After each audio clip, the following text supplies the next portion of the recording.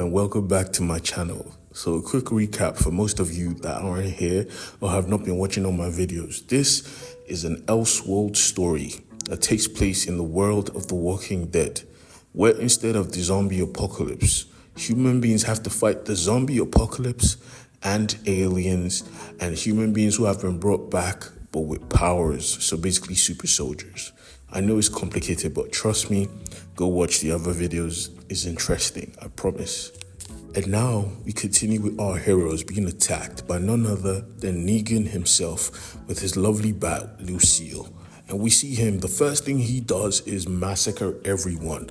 He's killing everybody. He doesn't care, women, children, men.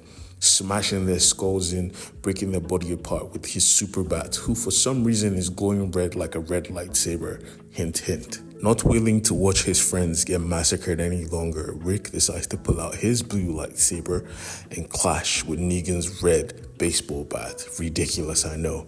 Anyways, as they were clashing, we see that Negan had announced, or rather had called a herd of zombies.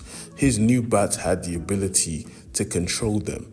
And with this, he told them to go eat, and they ate as much people as possible. This safe haven that the humans had created was now a war zone. We see Carl skating through the air with his board trying to stay alive. Andrea using her big alien bazooka to clear a path for people to run through. And Negan was still clashing with Rick, letting him know that he's not letting him escape. Right now, right here, Rick is going to die to Lucille. He was a talker, Negan, but just before he could take Rick's life, the ground gives way, opening up to who else but Machinery in her Terminator body.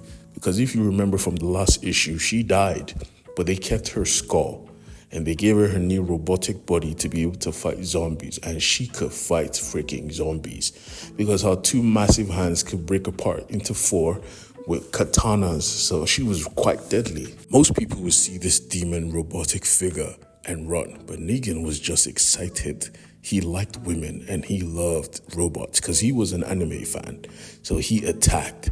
They went on combat, but the fact that he could have died so early if he wasn't controlling zombies to attack her at the same time is just ridiculous. Realizing that all this could come to an end if they just got him away from his bat, they tried to formulate a plan.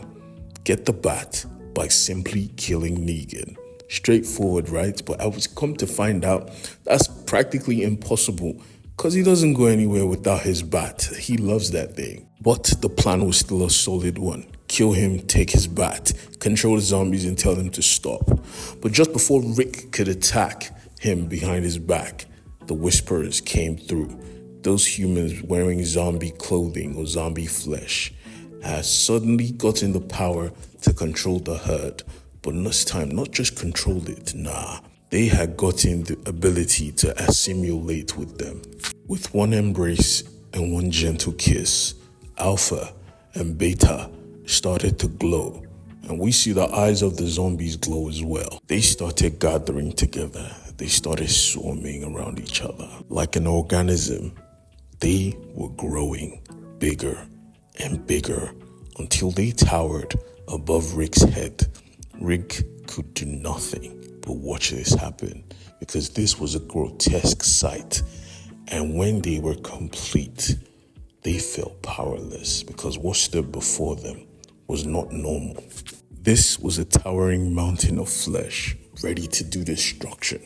And seeing as Negan's baseball bat could control the zombies, he had control over this towering monster. He looked at everyone and smiled. Are you guys seeing this shit?